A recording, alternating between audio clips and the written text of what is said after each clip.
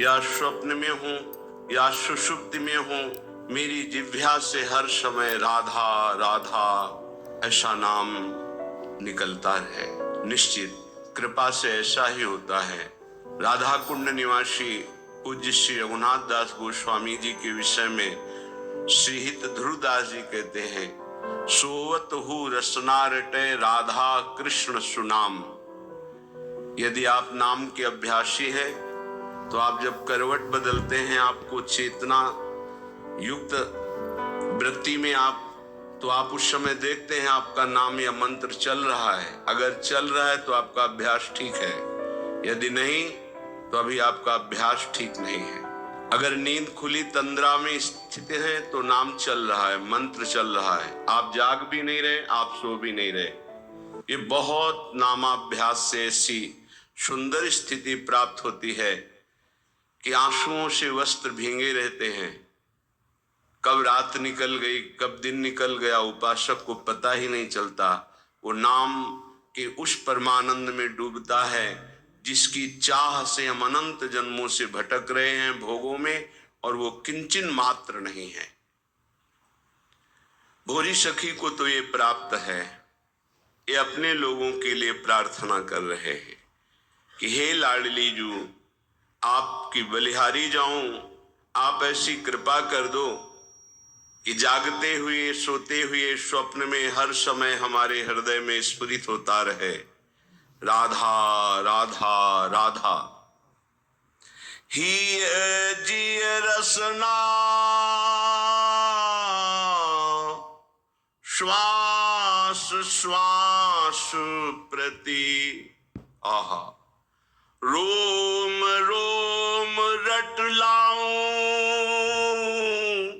राधा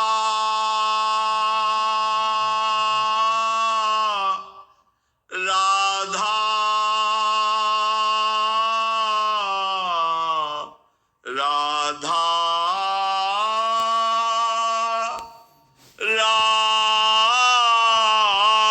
राधा। हृदय से, दिल से, जिह्वा से, श्वास श्वास से, रोम रोम से, हे किशोरी जो बस मेरे राधा राधा राधा राधा ऐसा निकले।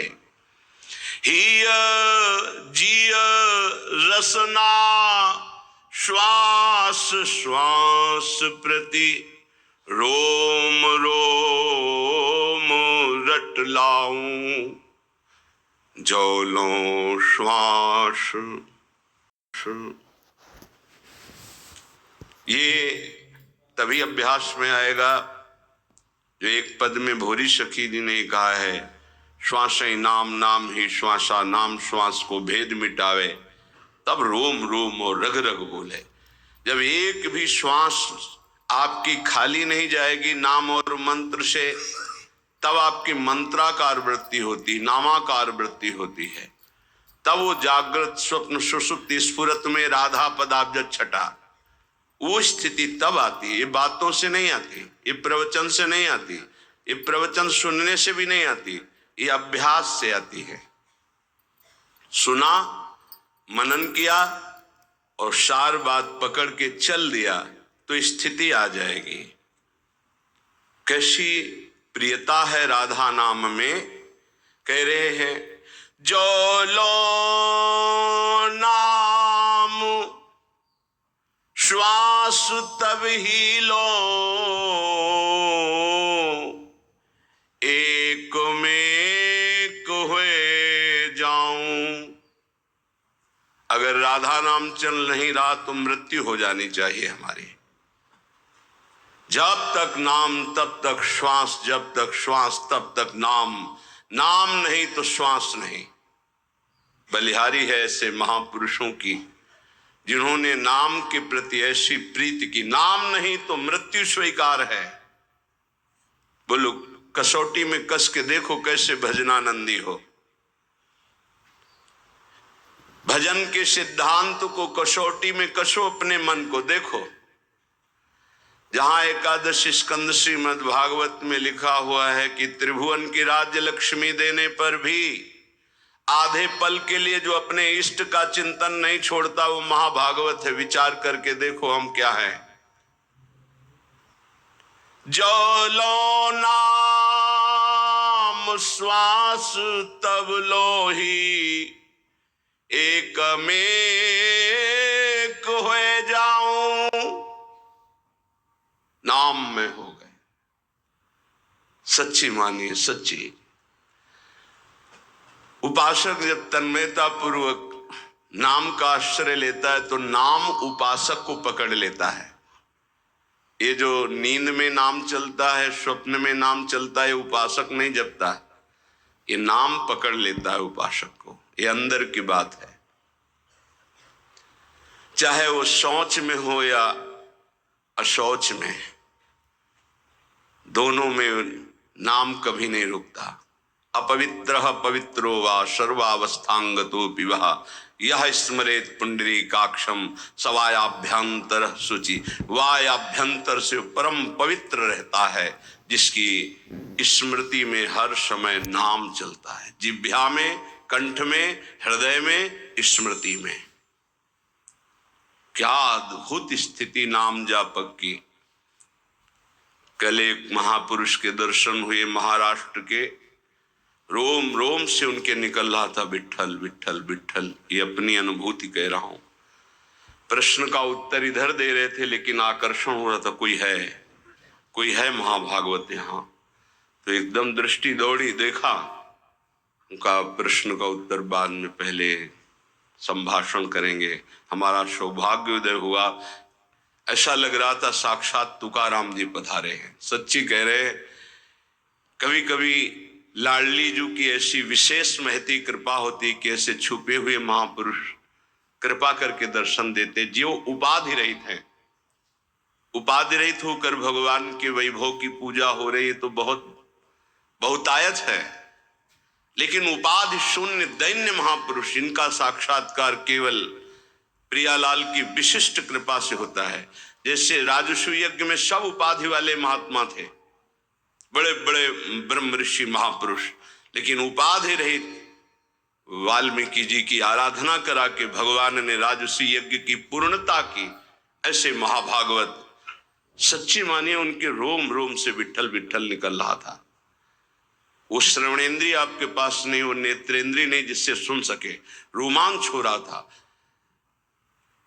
2 घड़ी तो हमको संभलने में लगे अपने आपे में आने के। केवल ऐसा बार बार की ऐसी कृपा कैसे हो सकती मुझे अधम पर कि ऐसे महापुरुष मुझे दर्शन दे सकते हैं।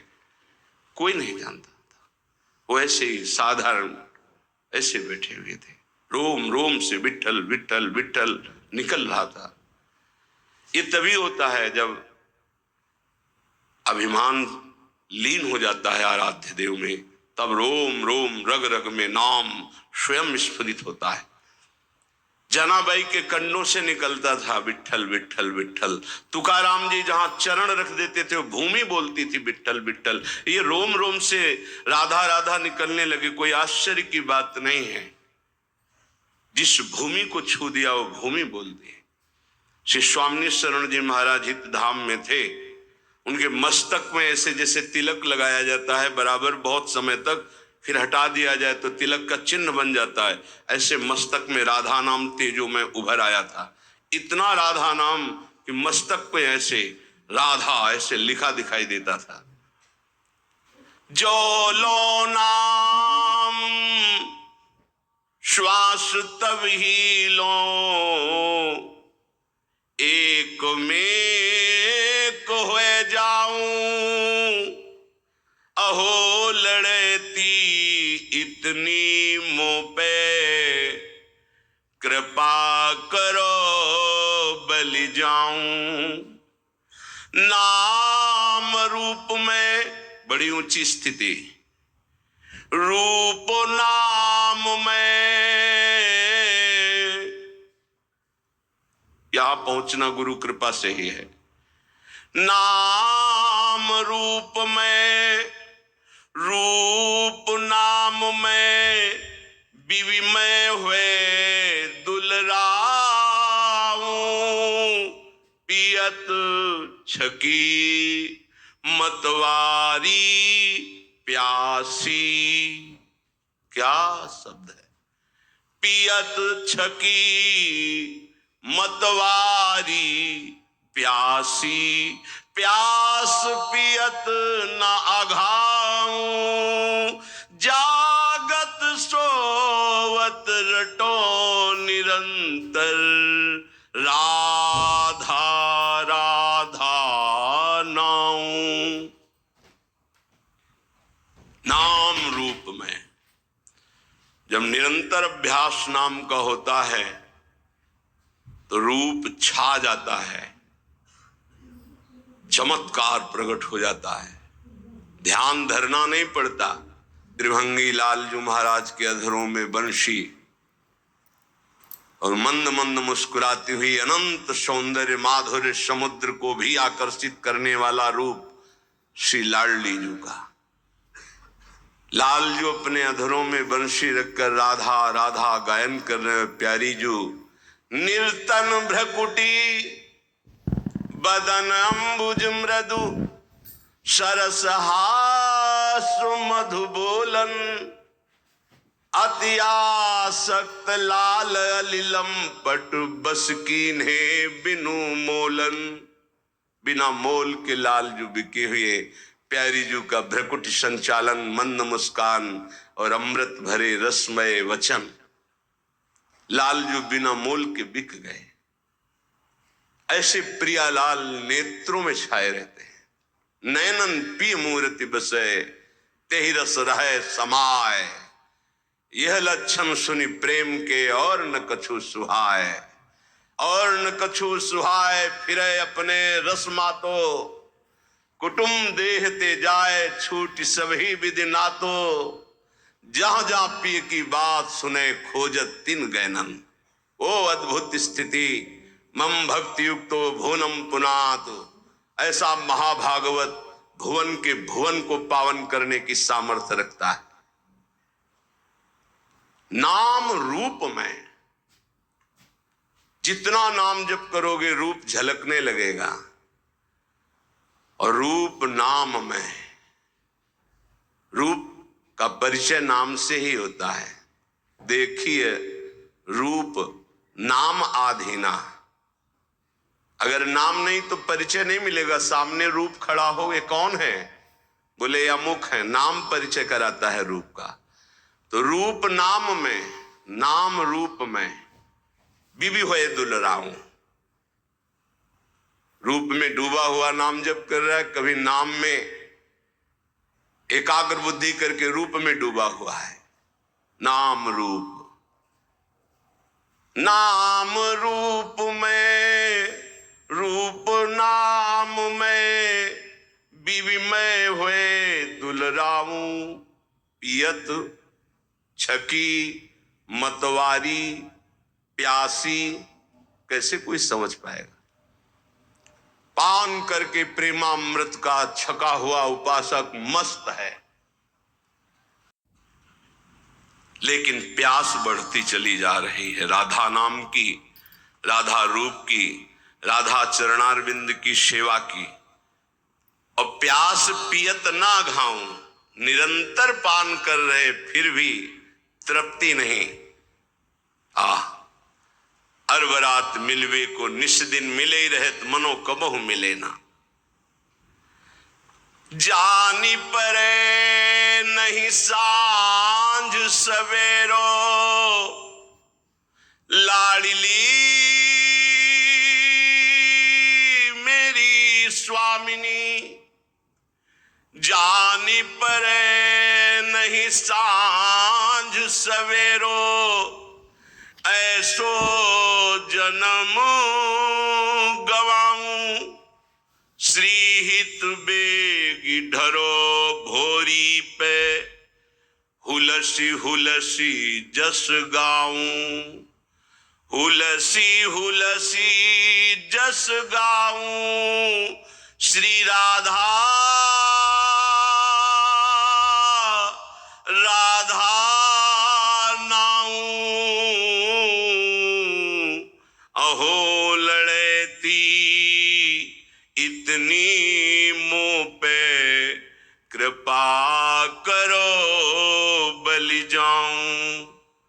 हे प्रियाजू, ऐसे राधा नाम में डूब जाऊं कि सुबह हुई कि शाम हुई इसका पता ना चले, पूरा जीवन केवल राधा नाम की तन्मयता में व्यतीत हो।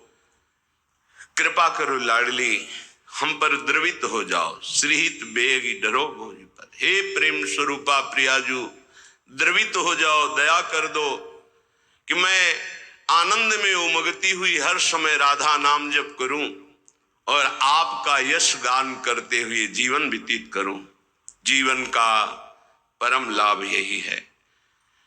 जिनकी बात करने मात्र से भव समुद्र छूट जाता है वो प्रिया प्रीतम है, अन्य बात नहीं। अन्य बात करोगे फंस जाओगे।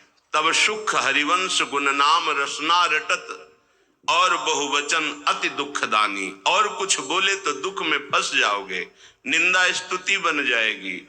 एकमात्र प्रिया प्रीतम की बात करो, उनका नाम जप करो, बहुत जोर का प्रेम प्रकाशित हो जाएगा हृदय में। दो ही बातों से, नाम जप और लीला गुण गायन श्रवण, इसी से प्रेम प्रकाशित होता है। श्रीपाद प्रबोधानंद जी महाराज कह रहे हैं, श्रीधाम वृंदावन का यदि आश्रय और वास मिल गया है तो आपको बहुत धैर्यवान बनना होगा। या आप भक्ति के मार्ग में चल रहे हैं तो आपको बहुत धैर्यवान बनना होगा। श्री वस्त्राभरणादिभि करपदाद्युत्कर्त दाहादिभि निंदा संस्तव कोटिभिर्बहु विभूत्यत्यंत दैन्यादिभि जीवान्नेव मृतो यथान विकृतिम प्राप्तः कथंचित् क्वचित् श्री वृंदावनमाश्रये प्रिय महानंदैक कंदम परम। यदि हम वृंदावन वास करते हैं या बाहर वृंदावन का आश्रय लेकर प्रियालाल की भक्ति करते हैं, कई बार कहा है बहुत सावधान हो सकता है तुम भक्ति प्रारंभ कर रहे हो और तुम्हारे पुण्यों का संयोग बन जाए तो आपको सफलता पे सफलता मिलनी शुरू हो जाए, तो आप उसे भक्ति का परिणाम मत समझ लेना। बहुत धैर्य पूर्वक सुनिए और उसको हृदय में उतारिए। और आप भक्ति प्रारंभ किए और आपके पाप का संयोग शुरू हो गया नष्ट होना, तो आपको दुख विपत्ति संकट और असफलता मिलने लगी, तो आप उसे भक्ति का परिणाम मत समझना। ये पूर्वकृत पाप और पुण्य का संयोग है। भक्ति पाप और पुण्य दोनों को समाप्त करके दिव्यानंद की अनुभूति कराती है। इसलिए श्री वस्त्राभरणादि भी, यदि आपको बड़ा वैभव मिल रहा है तो भक्ति का परिणाम नहीं है कि आपकी भक्ति सफल हो गई, बड़ा वैभव मिल रहा है, नहीं, ये पूर्वकृत पुण्य का प्रताप है। वस्त्र भरणादि भी, सुंदर स्वर्णादि आभूषण, बढ़िया वस्त्र, रुपया पैसा, हर व्यवस्था, तो बोले भक्ति की बड़ी कृपा हुई, हम भगवान की भक्ति की, भगवान हमारी भक्ति का फल हमको दे दिया। भूल मत कर लेना, ये भक्ति का फल नहीं है, ये पुण्य का फल है पूर्व जन्म के। या कर पदाद्युत्कर्त दाहादि भी, आग लग गई, एक्सीडेंट हो गया, हाथ पैर टूट गए, संकट आ गया, भारी संपत्ति नष्ट हो गई, तो आप उसे भक्ति से मत जोड़िएगा कि जब से वृंदावन गए भक्ति शुरू की सब चौपट होना शुरू हो गया और चार लोग आपको मिल जाएंगे, देखा ये बड़ी भक्ति करता है इसीलिए ऐसा इसके हुआ। उसको भक्ति से मत जोड़िएगा। जैसे पहला सुख संविधान तुम्हारे पुण्य से आया था, ऐसे दुख, नाना प्रकार की विपत्तियां, संकट, ये पूर्वकृत पाप से आता है। जैसे उदाहरण में पूज्य राधा बाबा बाल्यावस्था से भगवान के मार्ग के अनुयायी, बहुत कट्टर शास्त्रीय सिद्धांत का पालन करने वाले, जहां स्वप्न में भी पाप नहीं हो सकता, ऐसे महापुरुष जिस समय त्रिपुर सुंदरी भगवती की आराधना का दृढ़ संकल्प लेकर साधना में लगे, खड़ाऊ फिसल गई स्नान और अंग टूट गया। और नियम था कि कोई भी औषधि किसी भी पैथिक की नहीं लेनी, चाहे वो आयुर्वेदिक हो, होम्योपैथिक हो, एलोपैथिक हो, कोई पैथिक नहीं। कितना भीषण कष्ट, बांस की पट्टियों से खपाच बांधकर उसको, और बैठ गए आराधना। आराधना नहीं रुकी। क्या इस उच्च कोटि की अवस्था की स्थिति को प्राप्त महापुरुष के ऐसे साधन में विघ्न, ये पूर्वकृत, उसको वर्तमान कृत नहीं माना जाता। आप लोगों की क्या साधना होगी? बड़े बड़े महापुरुषों में बड़े भयानक रोग देखे गए, ये क्या वर्तमान की भक्ति का फल है?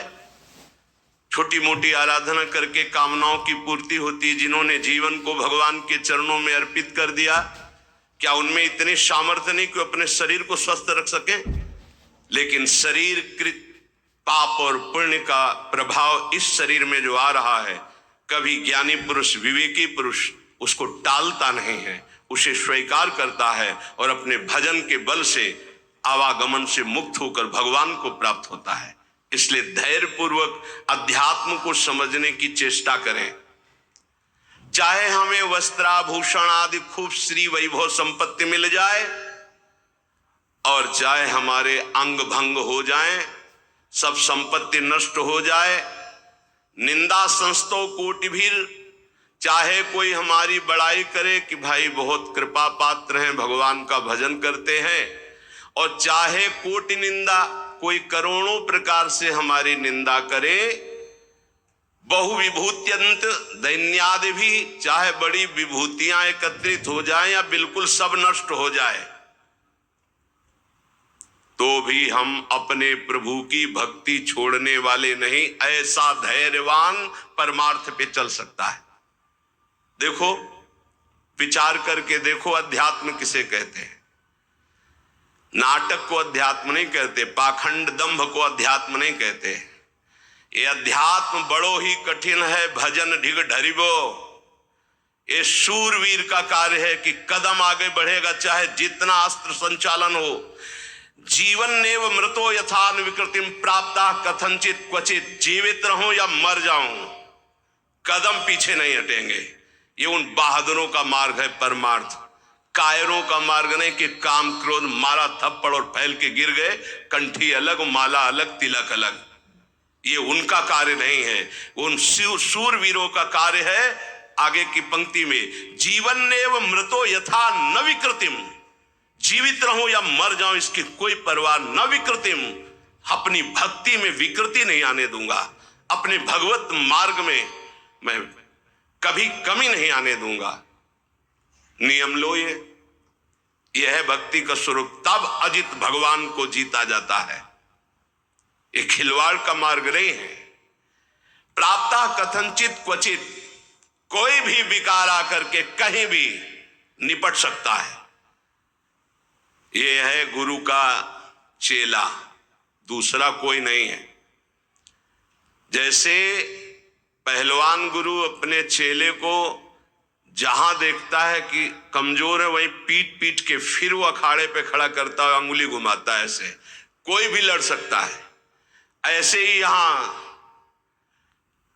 क्वचित कथनचित, कहीं भी कोई भी मेरे प्राण ले लो, लेकिन मैं भक्ति का मार्ग नहीं छोड़ सकता।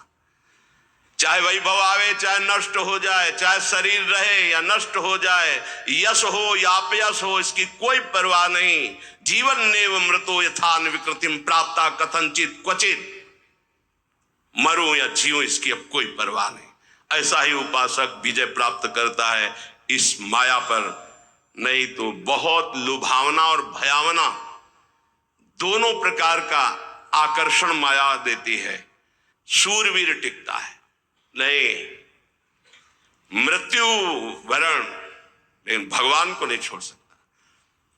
महात्मा बुद्ध जी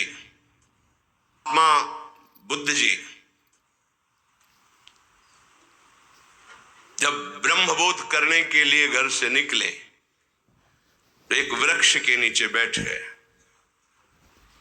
और संकल्प किया कि शरीर का मांस गलित हो जाए, हड्डियां टूट जाएं, प्राण निकल जाएं, पर जब तक ब्रह्म साक्षात्कार नहीं होगा तब तक आसन से नहीं उठूंगा। और ब्रह्म बोध करके ही आसन से उठे, इसीलिए उसे बोध वृक्ष कहा गया।